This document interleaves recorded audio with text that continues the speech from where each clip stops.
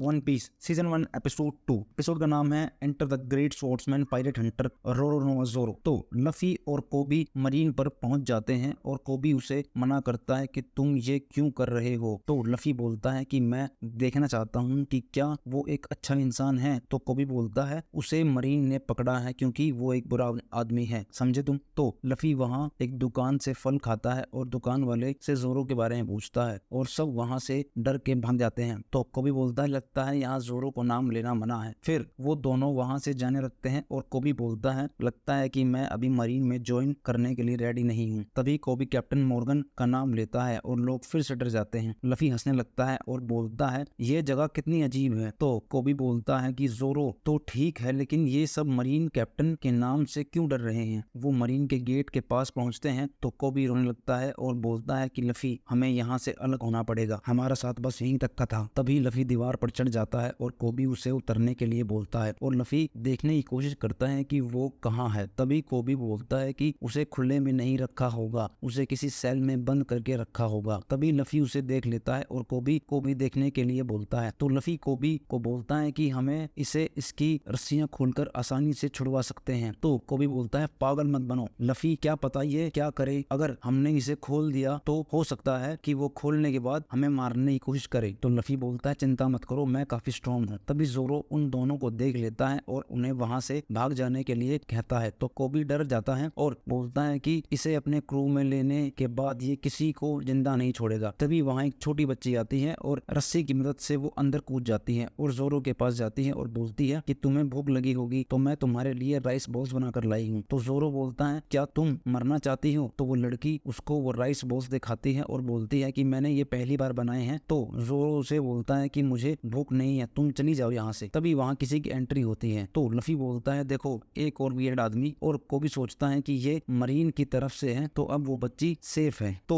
वो आदमी उस लड़की के हाथ में राइस बॉल्स देखता है और खा लेता है, लेकिन उसके अंदर बहुत सारा सॉल्ट होता है। वो गुस्से में आ जाता है और उन बॉल्स को कुचल देता है और ये देखकर वो बच्ची रोने लगती है और बोलती है मैंने ये बड़ी मेहनत से बनाए थे। तभी वो आदमी बोलता है शायद तुमने ये नोटिस नहीं पढ़ा, इसमें लिखा है कि जो भी अपराधियों की मदद करेगा उसे फांसी दे दी जाएगी। तुम्हें देखकर लगता है कि तुम्हें भी पता है कि मेरे डैड कितने डरावने हैं। तो लफी और कोबी सोचते हैं कि ये मॉर्गन का बेटा है। तो वो अपने एक साथ वाले आदमी से उस बच्ची को दीवार से बाहर फेंकने को बोलता है और अगर तुम ऐसा नहीं करोगे तो मुझे ये बात अपने डैड को बोलनी पड़ेगी। तो वो उस लड़की को सॉरी बोलता है और उसे बाहर फेंक देता है, लेकिन लफी उसे गिरने से पहले ही पकड़ लेता है और वो उसे थैंक्स बोलती है। तो वो आदमी ज़ोरो पर हंसता है और बोलता है कि तुम अभी तक जिंदा हो। तो ज़ोरो बोलता है कि मैं पूरे मंथ तक जिंदा रह सकता हूँ। वो उसे गुड लक बोलकर जाने लगता है। कोबी देखता है कि लफी कहाँ गायब हो गया। तो लफी ज़ोरो के सामने जाता है और बोलता है कि मैंने सुना है कि तुम बैठ गए हो। तो वो बोलता है कि तुम अभी तक गए नहीं, यही हो, भाग जाओ यहाँ से। तो लफी बोलता है कि अगर मैं यहाँ 3 दिन भी रुक जाऊं भूखा तो मैं तो भूख से मर जाऊंगा। तो ज़ोरो गुस्से में बोलता है कि मेरे अंदर तुमसे ज्यादा हिम्मत है। लफी जाने लगता है तो ज़ोरो उसे रुकने के लिए बोलता है और बोलता है कि क्या तुम मुझे वो राइस दे सकते हो। तो लफी बोलता है लेकिन ये तो मिट्टी में हो चुके हैं। तो ज़ोरो बोलता है अपना मुंह बंद करो और वो मुझे दो।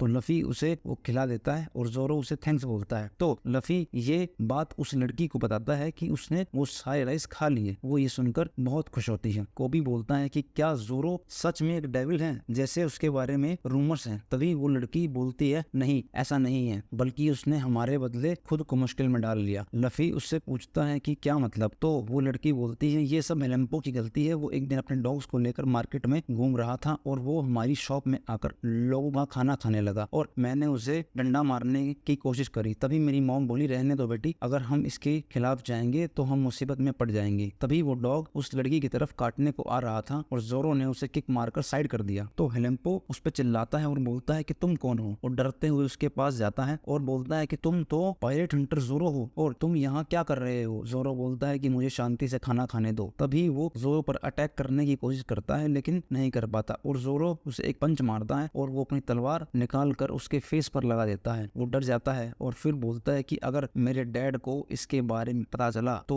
वो इस लड़की और उसकी माँ को फांसी पे चढ़ा देंगे। तो चलो एक डील करते हैं, इन दोनों की जगह तुम फंस जाओ 1 मंथ के लिए, और अगर तुम 1 मंथ तक भूखे रह पाए और जिंदा रह पाए तो मैं तुम्हें आराम से छोड़ दूंगा। और ज़ोरो उसकी बात मान लेता है। वो लड़की बताती है कि हेलेम्पो ने ज़ोरो को बांधने के बाद बहुत मारा मारा और वो रोने लगती है। तभी हेलेम्पो उनकी शॉप पर आता है और बोलता है कि मुझे भूख लगी है और हम सबको फ्री में खाना दो और थोड़ी शराब भी दो, और बोलता है कि अब मैं बोर हो गया हूँ और मैं जोरो को कल फांसी देने का फैसला सोच रहा हूँ। ये सुन के लफी भागते हुए आता है और उसे एक जोरदार पंच मारता है और उसका मुंह दीवार में जाकर लगता है। वो पूछता है कि तुम कौन हो। लफी उसे और मारने की कोशिश करता है लेकिन कोबी उसे पकड़ लेता है। वो बोलता है कि तुमने मुझे मारने की हिम्मत कैसे की, मैं कैप्टन मॉर्गन का बेटा हूँ। लफी बोलता है मुझे फर्क नहीं पड़ता कि तुम कौन हो। हेलेम्पो बोलता है मैं ये जाकर अपने डैड को बताता हूँ और वो तुम्हें जरूर फांसी चढ़ाएंगे। लफी बोलता है क्या तुम खुद नहीं कुछ कर सकते हो लूजर। तो लफी बोलता है कि मैं अपना माइंड बना चुका हूँ और आज जोरो मेरे क्रू को जरूर ज्वाइन करेगा। तो कैप्टन मॉर्गन किसी से बात कर रहा होता है। तभी हेलेम्पो रोते हुए आता है और बोलता है कि वहाँ कोई है और मैं चाहता हूँ कि आप उसे मार दो। तो लफी फिर से जोरो के पास पहुँचता है और जोरो उसे देखकर शॉक हो जाता है। लफी उसे बोलता है कि अगर मैं तुम्हें खोल दूं तो क्या तुम मेरा क्रू ज्वाइन करोगे, मैं अपने पायरेट्स क्रू के लिए लोग ढूंढ रहा हूँ। तो जोरो बोलता है कि नहीं, मैं नहीं करूंगा ऐसा काम। तो लफी बोलता है कि एक पायरेट बनने में क्या दिक्कत है। तो जोरो बोलता है कि पायरेट्स लोग घटिया होते हैं और मैं उनमें से एक नहीं बनना चाहता हूँ। तो लफी बोलता है लोग तुम्हें पहले ही एक बाउंटी हंटर के नाम से जानते हैं। जोरो बोलता है कि लोग तो कुछ भी बोलते हैं और मैंने आज तक ऐसा कोई भी काम नहीं किया है जिसकी वजह से मुझे रिग्रेट हो। लफी बोलता है कि लेकिन मैंने तो डिसीजन कर लिया है कि तुम मुझे ज्वाइन करोगे। तो जोरो चिल्लाते हुए बोलता है कि इसका फैसला तुम नहीं कर सकते हो। तो लफी बोलता है मैंने सुना है कि तुम बेस्ट स्वॉर्ड्समैन हो। तो जोरो बोलता है लेकिन वो स्टूपिड मेरी सारी तलवार ले गया है। तो लफी बोलता है अगर मैं तुम्हें वो तलवार लाकर वापस दे दूं तो क्या तुम मेरा क्रू ज्वाइन करोगे। जोरो को गुस्सा आ जाता है और लफी वहां से वो तलवार लेने के लिए चला जाता है। जोरो सोचता है कि अकेला ही बेस में जाने की सोच रहा है। सभी मरीन्स कैप्टन मॉर्गन के स्टैचू को खड़ा कर रहे होते हैं। तभी हेलेम्पो आता है और बोलता है डैड आप मेरा बदला लेने क्यों नहीं जा रहे हो, आपको याद है आपने भी कभी मुझे मेरे फेस पर नहीं मारा। तभी वो बोलता है कि तुम्हें पता है कि मैंने तुम्हें क्यों नहीं मारा। वो बोलता है क्योंकि मैं बेस्ट हूँ शायद। वो बोलता है नहीं, और उसके मुंह पर एक पंच मारता है और बोलता है क्योंकि तुम एक स्टूपिड हो और तुम्हें मारने का कोई फायदा नहीं है। तो कैप्टन मॉर्गन बोलता है कि मैंने सुना है कि कोई उसको